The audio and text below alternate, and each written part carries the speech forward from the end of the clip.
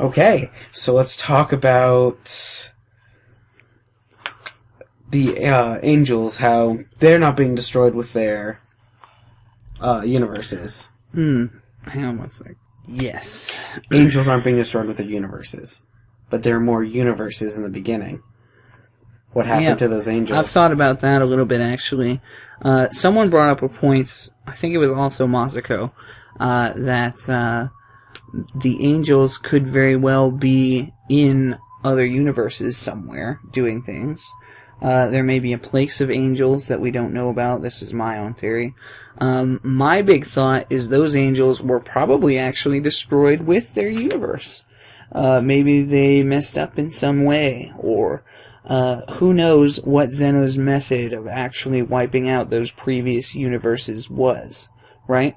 So maybe these universes were really bad, like we had previously said with the villains and stuff. And so they're like, dudes, what are you doing? This isn't your job. You're supposed to be making sure that these universes are nice places to live. You know, we want to visit and have a tea party. We don't want to show up and get blasted with a bazooka. You know what I'm saying? Okay. I have heard that, I'm pretty sure that all of the angels are, what is his name? Daishinkai's children. But, I'm not entirely sure Daishinkai can protect his children if Zeno decides to wipe them out. Mm-hmm. B, where exactly would they be, right? Like, I mean, where are the guards? What are they doing? We've got 2 pairs of guards for each Zeno. Yeah, there was more guards. More guards showed up. We don't know where they came from.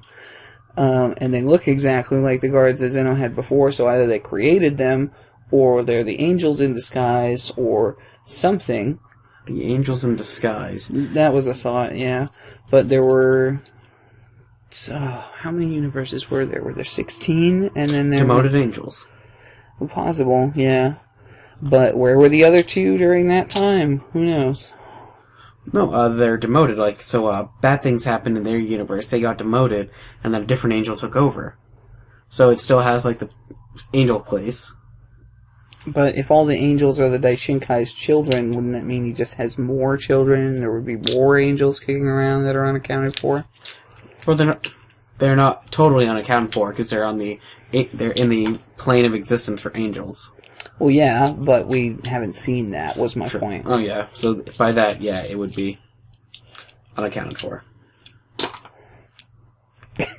What? I'm just saying. You're just like, miffed. Let's see. GT Super Saiyan 4. Oh, God. Do we have to go there in this one? Because I was going to do a whole fucking breakdown. Okay, you will save that for then. If you really want to, I don't mind talking about it. It's just something I know a little bit about. Eventually, I'm planning on breaking down GT and telling everybody why it's trash. Hey, no offense. Hey, it may be my least favorite Dragon Ball series, but it's still in the top 5.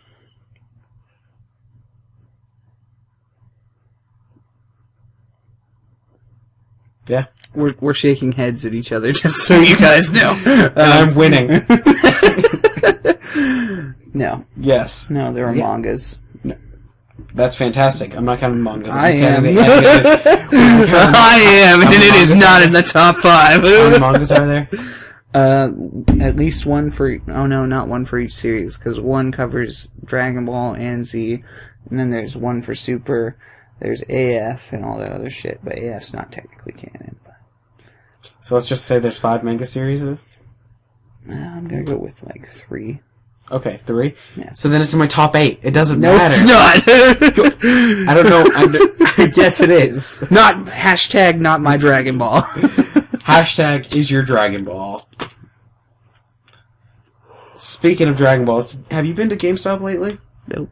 They have, little porcelain Dragon Ball sets. Yeah, I know. It's so cool. I've been planning to buy one for years. I've got one little plastic 1-star ball up there. I see it.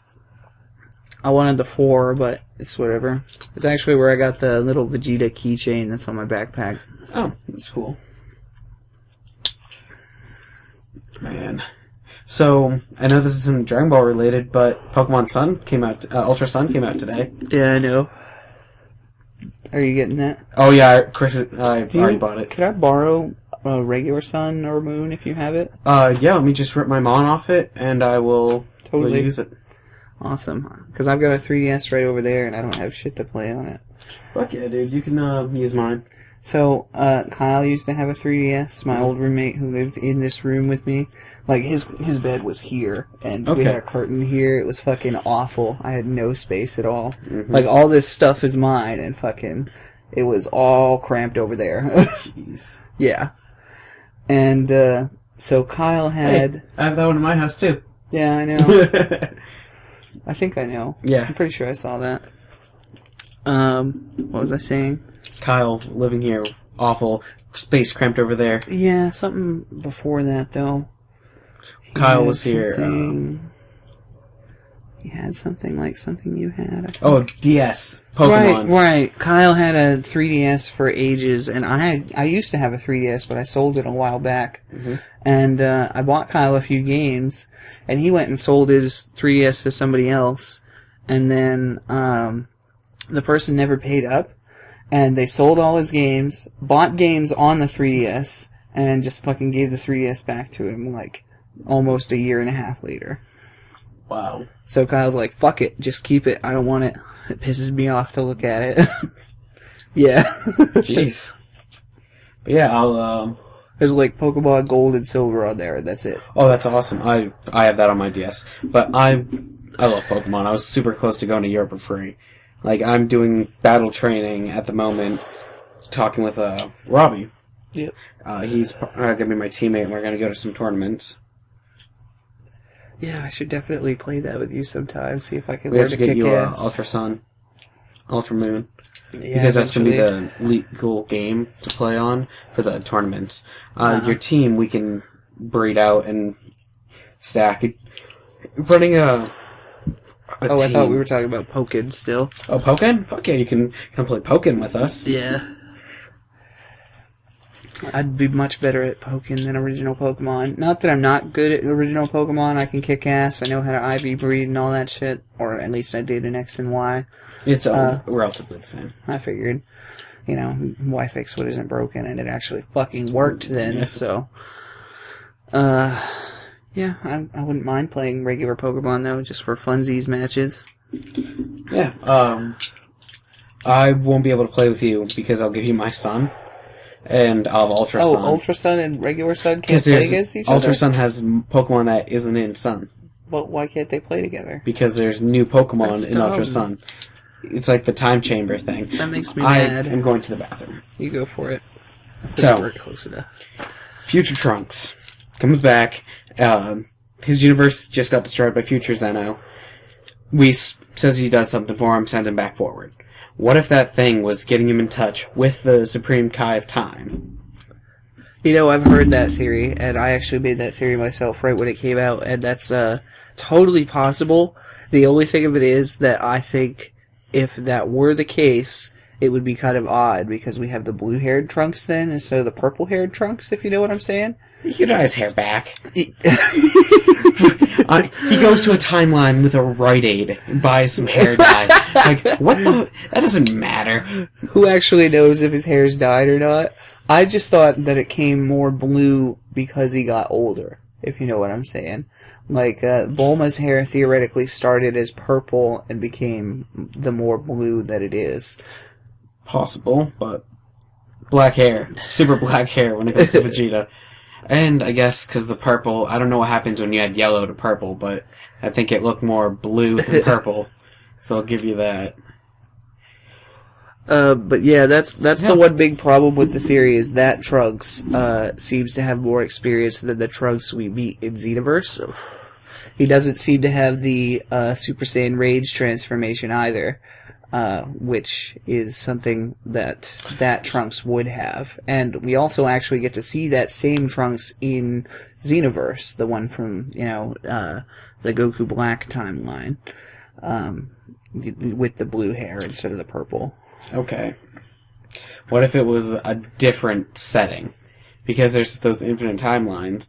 What happens if, like, he goes back in time? That's the big theory that I still have on it, is Okay. that when you send that future Trunks back, the one with the blue hair, back to his timeline, and there's the other Trunks there, what if Whis got in contact with the Supreme Kai of Time, told him, hey, there's this copy of this dude here, we need to get rid of him.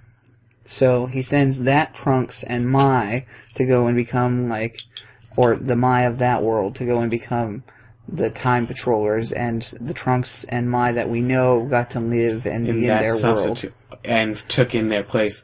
And while I do think that's a little unfair of Whis to do, or the Supreme Kai of Time to do, Trunks did fuck with his timeline, and he would still be okay in that particular time. So I don't see any reason why we can't have him try to make amends in either position. The second Trunks, the older looking one with the blue hair, I think he... I don't know. He just looks more mature than the Trunks that we see in Xenoverse, you know? He looks older. He looks different. And that's what makes me think that he's not the same one. But otherwise, it's a good theory that could go on, but don't really know where to go with it. Okay. Now, Supreme Kai of Time versus a God of Destruction. We don't One really has know what the Supreme Kais have for power, to be honest. She has dominion over time, though. Mm-hmm.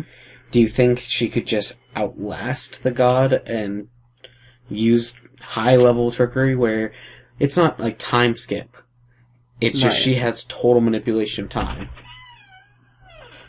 Definitely haunted. Definitely haunted. But total manipulation of time. Anything she wants with time, she can do.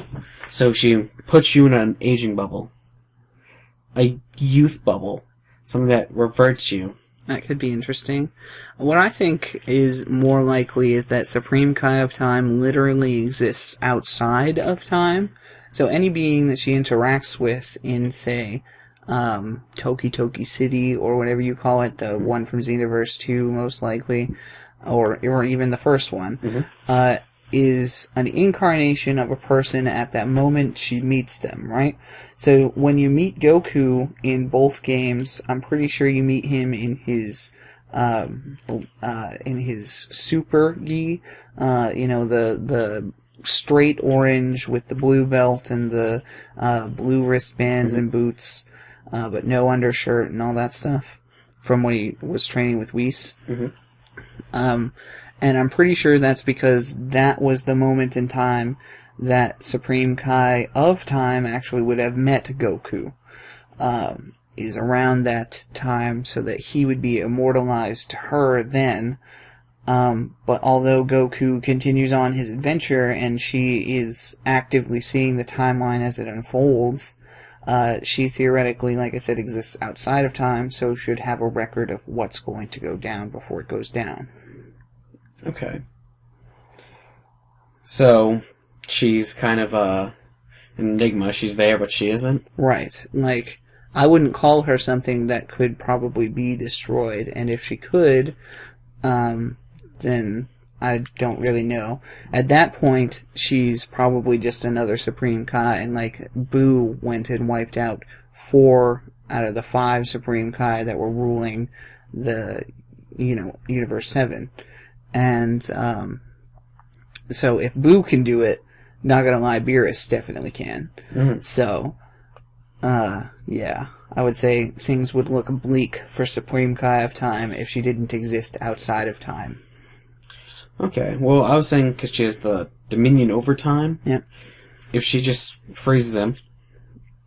Yeah, I know what you're saying, but, like, the thing of it is, unless Beerus was, say, coming to her world and threatening to destroy her right then and there, I mean, I guess she can freeze him then and there in her space, but that whole space is outside of time. So Beerus, in his timeline, is going to continue on wherever he's going, right? And that's more or less what I was trying to say. Okay. So he'd be projecting, so he'd be in 2 places at once. Right, exactly. Okay.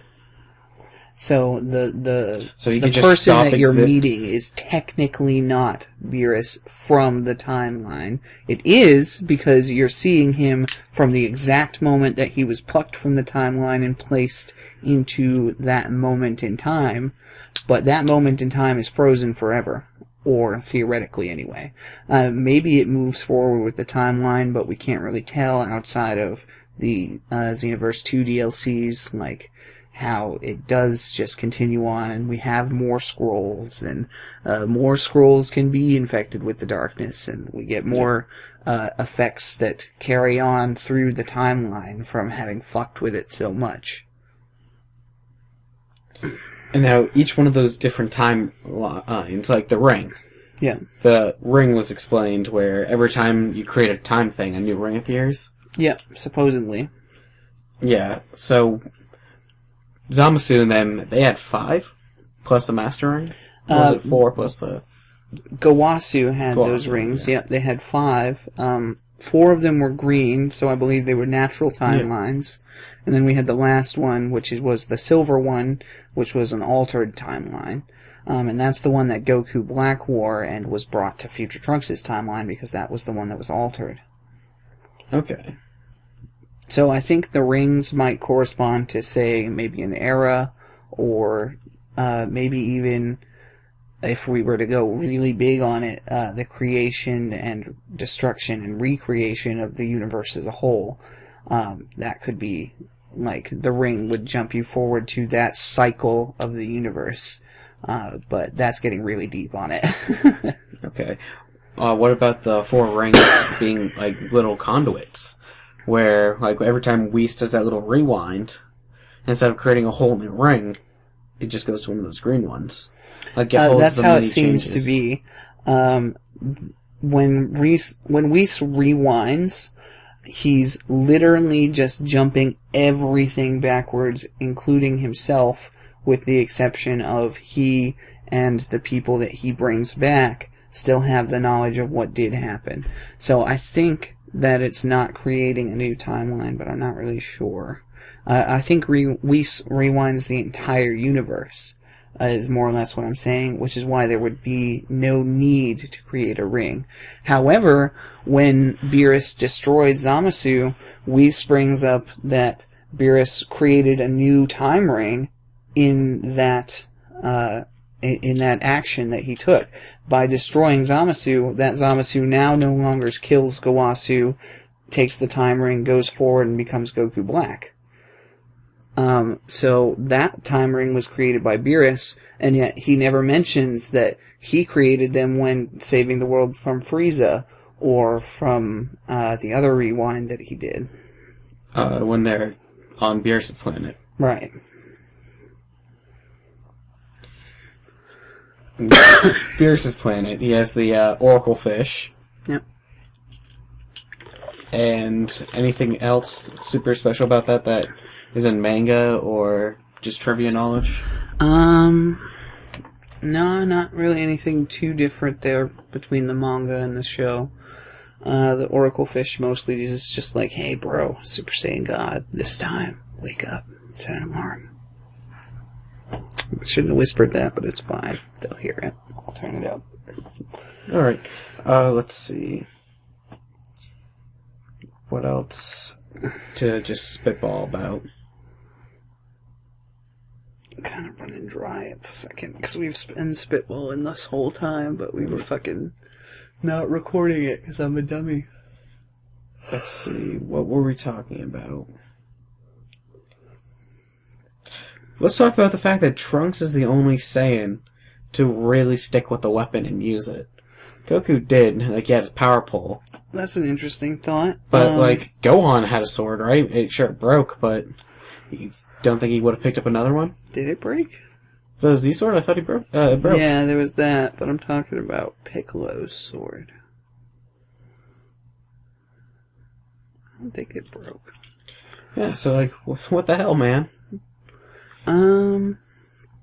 I'm pretty sure it's just more effective to fight with your hands, and they seem to have a high level of honor. Like, when Goku sees someone who doesn't have a weapon, he doesn't want to fight with a weapon. These days, it's at the point where weapons are practically useless for an opponent to use on them. Like, no matter what they're using, whether they're using a weapon or their own hands, they should be able to disarm and defeat their opponent without it.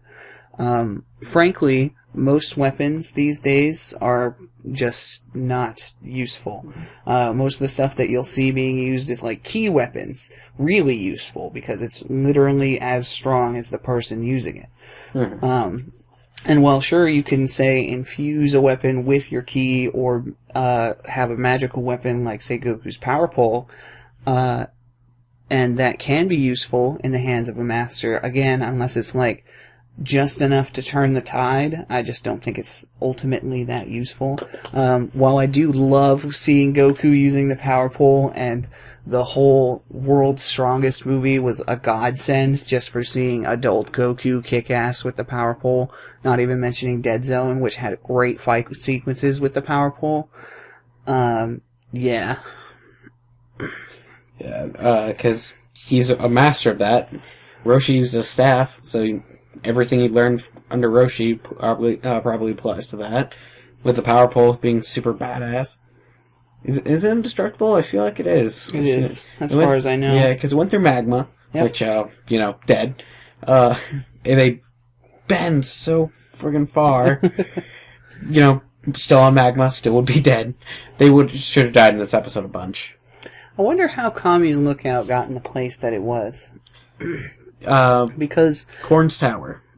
The power pole, theoretically, as far as I know, is just so that you can stick it in the top of Korn's Tower, extend it, and then climb up to Kami's Lookout, right? So how did Kami's Lookout even get up there? Did they build Korn Tower, the most ridiculous tower in the world of height, then stick the power pole on it, build Kami's Lookout on top, and then extend the power pole until it was just practically in orbit and floated forever? Was Korin, was he there at the beginning of when that tower was made? I couldn't tell you. So, let's pretend he was. Okay. Let's say he's super ancient and immortal. He has this tower built because he already knows a lot about martial arts, a lot about life. So he goes up there, he protects the sensu beans, and anybody who can make the climb, he trains, try to take my water, do. And then above that, later, when Kami came, there's just so much spiritual energy that he felt it would be best suited for that and require less to remain floating. And that distance could have been the maximum distance for an item that he made. So he didn't put the pole in first and measure. He just happened to take that measurement and make that the power pole. I was thinking they had the power pole extend to actually push the Lookout into the sky. But the Lookout is actually able to move, if you didn't know. Yes, but it's just easier to maintain it over one spot with a lot of spiritual updrift. Possible. I really wonder what's holding it up there in the first place. It's probably just magic. But if it's a person's magic, then a person's magic tends to run on a limited supply. So it's interesting that it's still up there, because Kami's not there. Is it Mr. Popo's magic? That could be interesting. Say Mr. Popo... Oh no, Mr. Popo died. That's right. Mr. Popo died in the Boo Saga, so it can't be if it's a person's magic. It could have been because we don't know too much about Mr. Popo. I guess that's fair. He could have been a super badass fighter. That he was. Beerus level, who F knows. And he used his bell to create this thing. Mr. Popo will always be Beerus level in my mind. Yes, yes. But on paper. Yeah. Who knows? I think that'd be cool if that was his job, and he just had enough in reserve for as long as it took for him to come back. Or Mr. Popo's magic could be so different that it doesn't actually go away if he dies, or he's just still casting the spell from the spirit world. Or they could have made a wish on the dragon to keep it up there or something crazy. Mm-hmm. Who knows, honestly. But if the dragon can do it, that would mean Kami could do it, right? Yeah, theoretically. But I think I'm going to go over this in the Dragon Ball video, but Master Roshi, when he's explaining that big single Dragon Ball that we talked about, basically, he says that the Dragon Balls were conduits for the spiritual energy of the universe as a whole, more or less. Which would make sense for the Super Dragon Balls, because they're so huge, and they're supposed to draw off both universes and get a ton of power from them. So having one big Dragon Ball, which I'm going to go over, kind of also makes sense, because the bigger it is, the more spiritual energy it can probably conduct through it. On one, yes, but you just 1 versus 7. 7 would have more. Well, because they what I'm connect. saying, I'm not saying they'd have more. I'm saying they'd have about the same amount. I think they would have more, because here it's stagnant. It's just gathering energy, but here it's bouncing back and forth and just increasing its energy, like an alternating current. I guess that's fair. But especially with a large circle. So it's just... What I was getting to with that was that since it's conducting the spiritual energy of the universe, it can make more or less unlimited magics happen as long as it has the power to actually go through. So, say Kami has the power to keep it floating, sure, but just because he has the power doesn't mean he can do it forever, or... But when it would be like supercharged with the spirit energy of the universe, he could. Exactly. So, by making the wish on the dragon, he could make something permanent happen. Fuck. Did you just hit your mic? Yeah. But I think that's all I've got for us. Do you have anything else? Any plugs you'd like to make? fi4f.com. fi4f.com. You heard it here first on Kaiba and the Renegades Dragon SpitBallin. But thanks everybody for watching. I've been Kaiba and the Renegade. This is TacoSupreme, is that right? Thanks everybody for watching. I'll see you guys next time. Bye. Oh wait, Goku's character development probably won't be next week. Sorry. Bye.